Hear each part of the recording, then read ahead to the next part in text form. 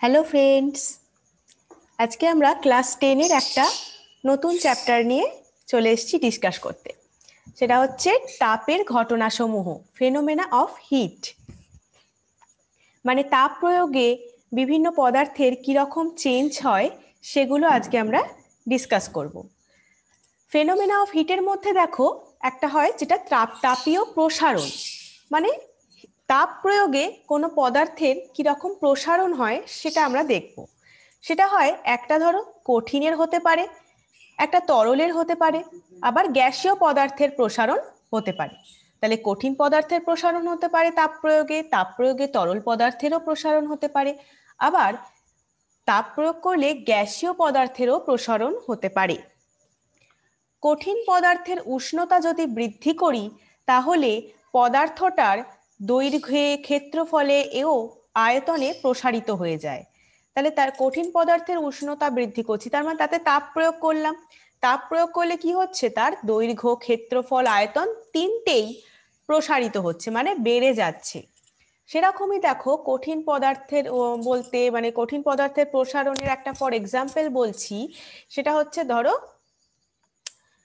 আমাদের যখন ধরো কাশি হয় না, কাশি হলে তখন আমরা কি করি, কাপ সিরাপ খাই। তখন তাহলে কাপ সিরাপের ধরো সেটা কাঁচের শিশিও হয় অথবা প্লাস্টিকেরও হতে পারে, বেশিরভাগটাই কাঁচের হয়। ধরো কাঁচের শিশি এমন ভাবে ছিপিটা আটকানো আছে সেটা খোলা যাচ্ছে না, তুমি অনেক চেষ্টা করেও খুলতে পারছো না। তখন তুমি কি করবে, তোমার বাবা বা মায়ের কাছ থেকে হেল্প চাইবে। তখন তোমার বাবা গিয়ে কি করলো, অথবা মা, যে কেউ যে সামনে ছিল সে গিয়ে একটা মানে বাটিতে গরম জল ছিল, গরম জলে ওই ছিপিটাকে, মানে কাঁচের শিশিটাকে ছিপি সমেত আর কি ডুবিয়ে তারপর তুলতেই ছিপিটা সহজে খুলে গেল। কেন হলো এই ঘটনা? এই ঘটনা তো অনেক সময় হয়ে থাকে যে ছিপিটা একদম আটকে আছে, খুলছে না।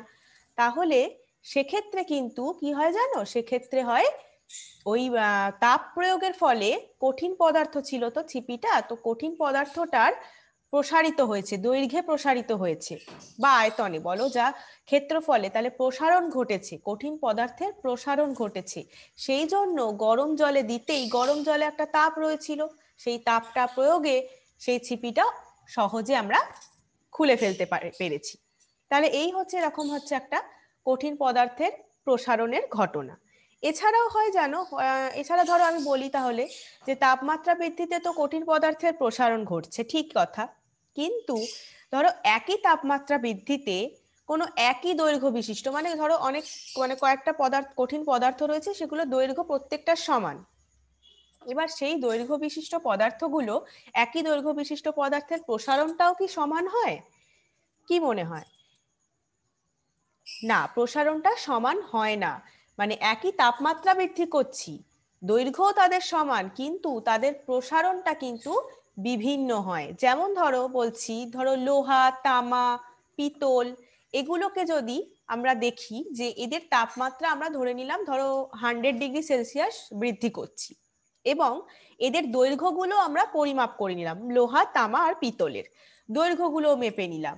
দৈর্ঘ্য পরিমাপক যে যন্ত্র আছে তার মাধ্যমে আমরা দৈর্ঘ্যগুলো মেপে দেখলাম যে দৈর্ঘ্যটাও তাদের সমান, তাহলে একই তাপমাত্রা বৃদ্ধি হচ্ছে, তাদের দৈর্ঘ্যও সমান হচ্ছে।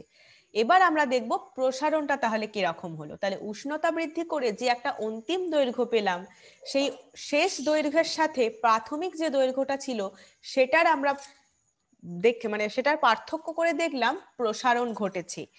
তারপর দেখলাম কি না, তামার থেকে জানো পিতলের দৈর্ঘ্য দেখা গেল যে বেশি হচ্ছে আর লোহার কম হচ্ছে।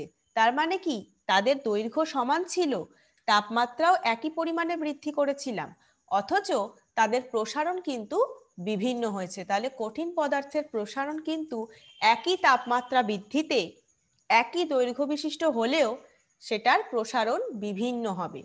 ওকে, এরকমই দেখো তাহলে সেক্ষেত্রে দৈর্ঘ্যের প্রসারণ ঘটতে পারে, আর একটা ক্ষেত্রফলের প্রসারণ ঘটতে পারে, আর একটা হতে পারে আয়তনের প্রসারণ, তাই তো? 3 ধরনের প্রসারণ হতে পারে। এখান থেকে দেখো আমরা 3টে গুণাঙ্ক পাই।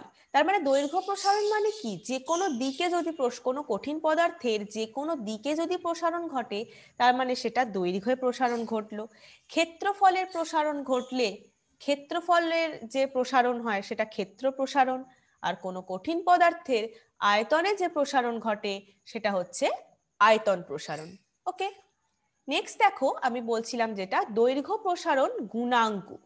দৈর্ঘ্য প্রসারণ গুণাঙ্ক বলতে কি বোঝায়? যাকে আলফা দ্বারা চিহ্নিত করা হয়।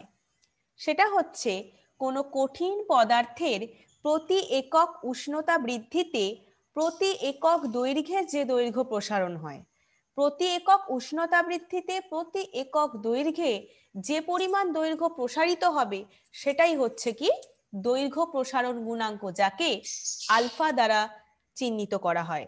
ধরে নিলাম আমরা কোনো কঠিন একটা পদার্থ রয়েছে, সেই কঠিন পদার্থটা আমরা ধরে নিয়েছি দেখো T1 উষ্ণতা, তার মানে কি তার প্রাথমিক উষ্ণতা হচ্ছে T1, আর দৈর্ঘ্য তাতে কি দৈর্ঘ্য T1 উষ্ণতায় দৈর্ঘ্য হচ্ছে L1। এবার আমরা উষ্ণতা বৃদ্ধি করলাম, উষ্ণতা বৃদ্ধি করে উষ্ণতাটা হচ্ছে T2। ঠিক আছে, T2 হচ্ছে উষ্ণতা বৃদ্ধি করার পর এবার তখন দৈর্ঘ্য কি হবে? দৈর্ঘ্য চেঞ্জ হয়ে L2 হয়ে গেল। তাহলে মানে সংজ্ঞা অনুযায়ী আমরা যে সংজ্ঞাটা পড়লাম দৈর্ঘ্য প্রসারণ গুণাঙ্কের, যে প্রতি একক উষ্ণতা বৃদ্ধিতে প্রতি একক দৈর্ঘ্যে দৈর্ঘ্য প্রসারণ হয়, সেটা দেখো তার মানে L2 minus L1, L2 minus L1 হবে, তাহলে এটা হচ্ছে যে দৈর্ঘ্য প্রসারণের পার্থক্য by L1 into T2 minus T1, তাহলে উষ্ণতা বৃদ্ধির পার্থক্য। ওকে, এটা হচ্ছে আমাদের আলফা সমান বেরিয়ে গেল। তার সংজ্ঞা অনুসারেই তো পেলাম, প্রতি একক উষ্ণতা বাড়ছে তার সাথে প্রতি একক দৈর্ঘ্যে যে দৈর্ঘ্য প্রসারণ হচ্ছে সেটাই হচ্ছে দৈর্ঘ্য প্রসারণ গুণাঙ্ক। এর একক যদি বলি তাহলে কি হবে না, ধরো একক, তাহলে L2 মাইনাস L1, এখানে সেটা কি হবে? L মানে কি দৈর্ঘ্য, তারপর L1 আছে, L1 হচ্ছে দৈর্ঘ্যের একক, তারপর T2 মাইনাস T1, তার মানে এখানে উষ্ণতার একক বসবে, তাহলে দৈর্ঘ্যের একক কেটে গেল, পড়ে রইল কি 1 বাই উষ্ণতার একক, তাই তো 1 বাই উষ্ণতার একক পড়ে রইল, এই যে 1 বাই উষ্ণতার একক পড়ে রইল। তাহলে কি বোঝা গেল না, এই দৈর্ঘ্য প্রসারণ গুণাঙ্ক আলফা উষ্ণতার ওপর ডিপেন্ড করে, তাই তো আলফা উষ্ণতার ওপর নির্ভরশীল। তাহলে আমরা উষ্ণতার কি জানি? সেলসিয়াস, ফারেনহাইট, কেলভিন, এগুলোই তো উষ্ণতার একক।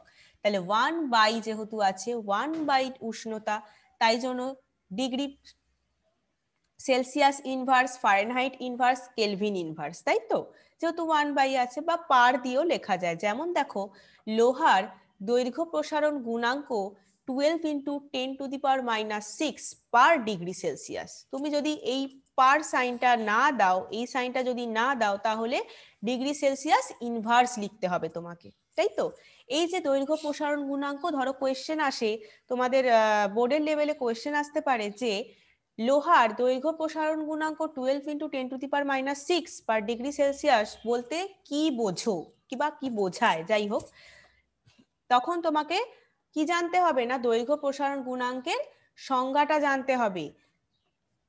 তাহলে প্রতি বলতে হবে, এটা বলতে বোঝায় এই লোহা মানে লৌহদণ্ডের উষ্ণতাটা প্রতি 1 ডিগ্রি সেলসিয়াস বৃদ্ধিতে তার দৈর্ঘ্যটা, লোহার দৈর্ঘ্যটা 12 into 10 to the power minus 6 অংশ প্রাথমিক দৈর্ঘ্যের চেয়ে বৃদ্ধি পায়, এটাই হচ্ছে এটা বলতে বোঝায়।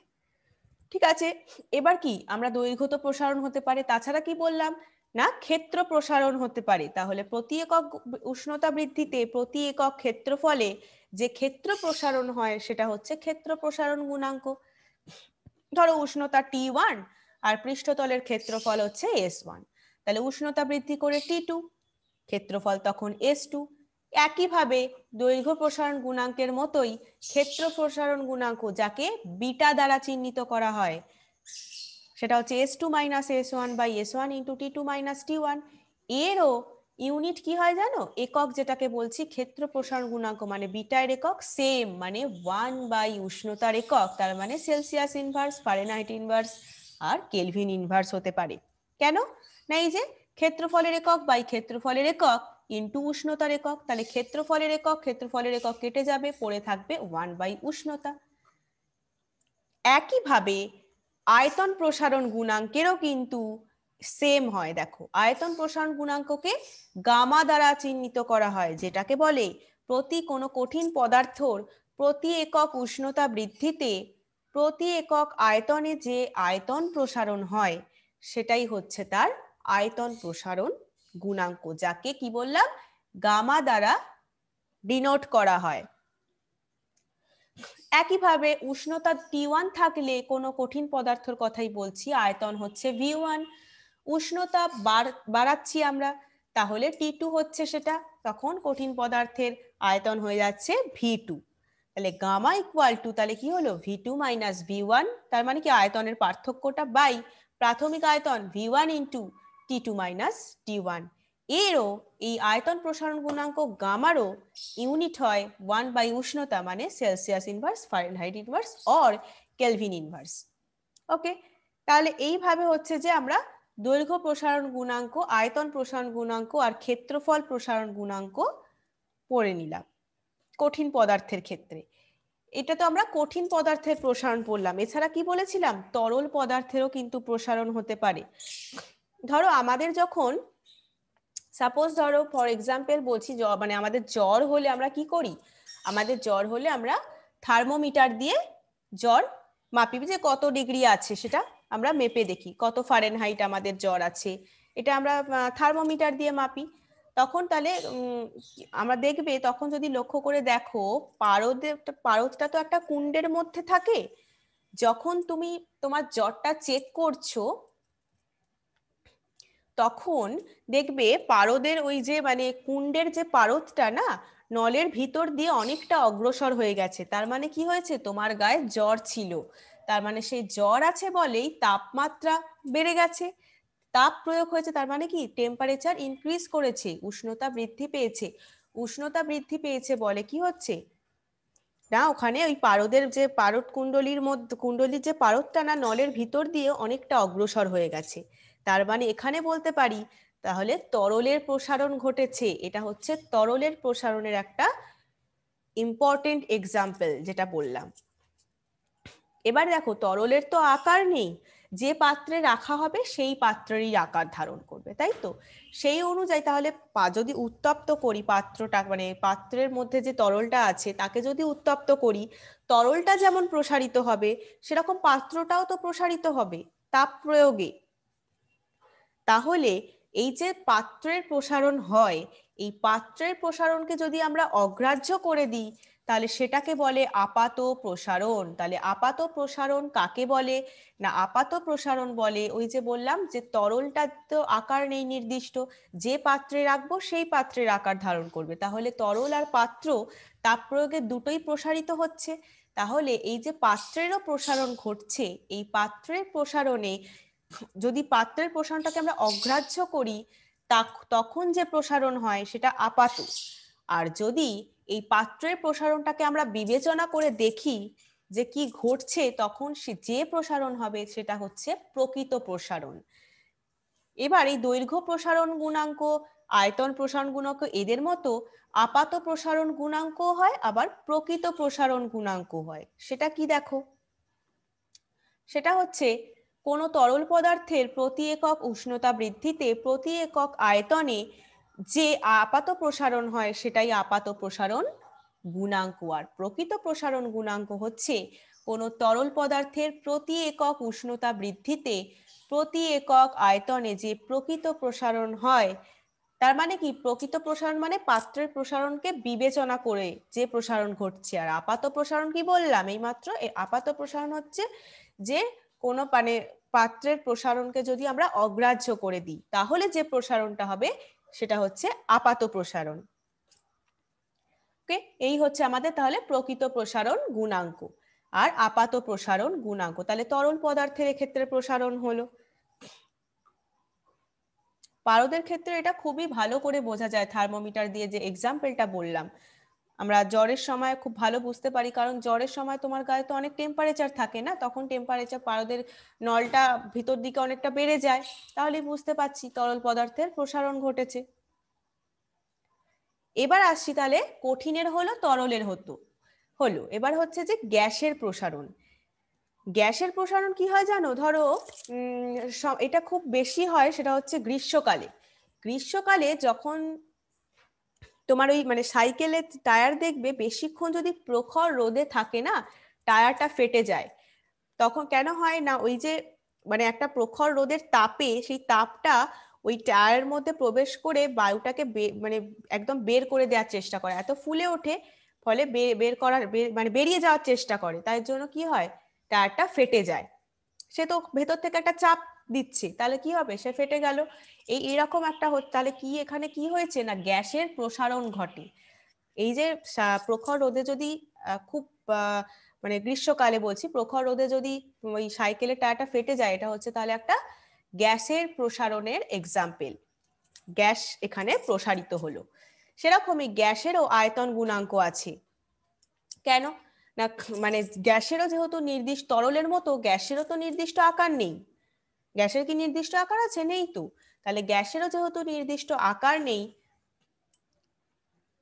সেহেতু দেখো এদের মানে গ্যাসের আয়তনেরই মানে না এদের দৈর্ঘ্য আছে না ক্ষেত্রফল, কোনোটারই প্রসারণ, তেমনই তরলেরও তো তাই। এদের দৈর্ঘ্য প্রসারণও ঘটে না, ক্ষেত্রফলেরও ঘটে না, শুধু আয়তন প্রসারণ হয়। তরলের ক্ষেত্রেও তাই, আয়তনের প্রসারণ ঘটে। গ্যাসের ক্ষেত্রেও যেহেতু গ্যাসের নির্দিষ্ট আকার নেই, তাই জন্য গ্যাসের শুধু আয়তন প্রসারণই ঘটে বেসিক্যালি।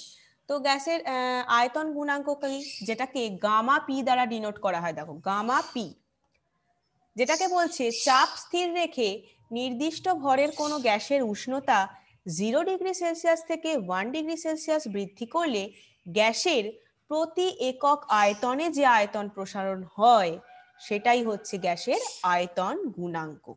মানে চাপ স্থির রাখছি, ভরটাও কিন্তু নির্দিষ্ট, এটা আমাদের মনে রাখতে হবে। গ্যাসের উষ্ণতা 0 থেকে 1 ডিগ্রি সেলসিয়াস। অনেকটা দেখবে এটা তোমরা তো যদি মানে আমাদের গ্যাসের আচরণ চ্যাপ্টারটা ফলো করে থাকো, তাহলে দেখবে ওখানে চার্লসের সূত্র পড়েছিলাম যেটা আমরা, সেটার সাথে কিন্তু অনেকটা মিল আছে, অনেকটা সিমিলারিটি আছে এর সাথে। এবার দেখো আসছি যে 0 ডিগ্রি সেলসিয়াস উষ্ণতায় আয়তন হচ্ছে V0। উষ্ণতা বৃদ্ধি করলাম, তাহলে 0 থেকে T ডিগ্রি সেলসিয়াস হয়ে গেল, তখন আয়তন হলো VT। তাহলে গামা পি সমান ভিটি মাইনাস V0 বাই V0T, বা VT minus V0 equal to V0 into gamma P into T. তাহলে ভিটি সমান কি পেলাম, মানে আয়তনটা, আয়তন প্রসারণ তো বার করবো, V0 into 1 plus gamma PT. এই দেখো যেটা বলছিলাম। আবার চার্লসের সূত্র থেকে ভিটি ইকুয়াল টু V0 ইন্টু, আমরা কি পেয়েছিলাম চার্লসের সূত্রে, ভিটি সমান মানে টি ডিগ্রি সেলসিয়াস উষ্ণতায় ভিটি সমান V0 into 1 plus T by 273। আমরা বলেছিলাম না 1/273 অংশ বৃদ্ধি পায় চাপ স্থির রাখলে, এখানেও কিন্তু সেরকম। তাহলে আমরা এই ভিটি, তাহলে এইখান থেকেও আমরা ভিটির ভ্যালু পেয়েছি দেখো, আবার চার্লসের সূত্র থেকেও ভিটির ভ্যালু পাই। তাহলে সেখান থেকে আমরা তাহলে টি ডিগ্রি সেলসিয়াস উষ্ণতায় দুটোর আয়তনকে আমরা ইকুয়াল করে দিলাম। দেখো এইটাকে ইকুয়াল করেছি, মানে এটাকে জাস্ট মাল্টিপ্লাই করে দিয়েছি, V0 into 1 plus V0 into gamma PT, এটাকেও তাই মাল্টিপ্লিকেশন করে দিয়েছি। তাহলে এখান থেকে V0 V0 কেটে গেল, তাহলে টি টি কেটে গেল, পড়ে রয়েছে কি gamma P equal to 1/273 degree Celsius inverse. ঠিক আছে, তাহলে গামা পি এর মান 1/273 করলে হয় 3.663 ইন্টু 10⁻³ ডিগ্রি সেলসিয়াস ইনভার্স। এটা হচ্ছে তোমাদের, আমরা গামা পি মানে গ্যাসের আয়তন গুণাঙ্ক, গ্যাসের আয়তন গুণাঙ্ক পেয়ে গেলাম। ঠিক আছে, গ্যাসের আয়তন এখানে প্রসারণ গুণাঙ্ক পেয়ে গেলাম। এবার এটাই হচ্ছে আমাদের ছিল যে প্রসারণ বা তাপীয় প্রসারণ, যেটা এটার ফার্স্ট টপিক ছিল এই চ্যাপ্টারটার, সেটা হচ্ছে তাপীয় প্রসারণ আমরা আজকে কমপ্লিট করে ফেললাম। এই চ্যাপ্টারে আর নেক্সট যেটা আছে সেটা হচ্ছে তোমাদের তাপের পরিবাহিতা, মানে পরিবহন, তাপ তো পরিবহনের যে ক্ষমতাটা আছে সেটাই তাপের পরিবাহিতা, সেটা আমরা নেক্সট ক্লাসে পড়লে আমাদের ক্লাস 10 এর এই চ্যাপ্টারটা কমপ্লিট হয়ে যাবে। তাহলে নেক্সট উইকে আমরা নেক্সট মানে যে টপিকটা তাপের পরিবাহিতা ওটা কমপ্লিট করে নেবো। আর তাপীয় প্রসারণ যে টপিকটা ছিল তোমাদের, দুটোই মেন টপিক, তাপীয় প্রসারণের মধ্যে কঠিন তরল গ্যাস, এই তিনটে পড়তে হবে, এটা খুব ভালো করে পড়তে হবে এখান থেকে। আর এটার পিডিএফটা তোমাদের ডেসক্রিপশন বক্সে দেয়া থাকবে। আর নেক্সট ক্লাসের পর আমরা তোমাদের হোমওয়ার্কটা দিয়ে দেবো, ঠিক আছে? তাহলে আজকে এই পর্যন্তই। Bye, thank you.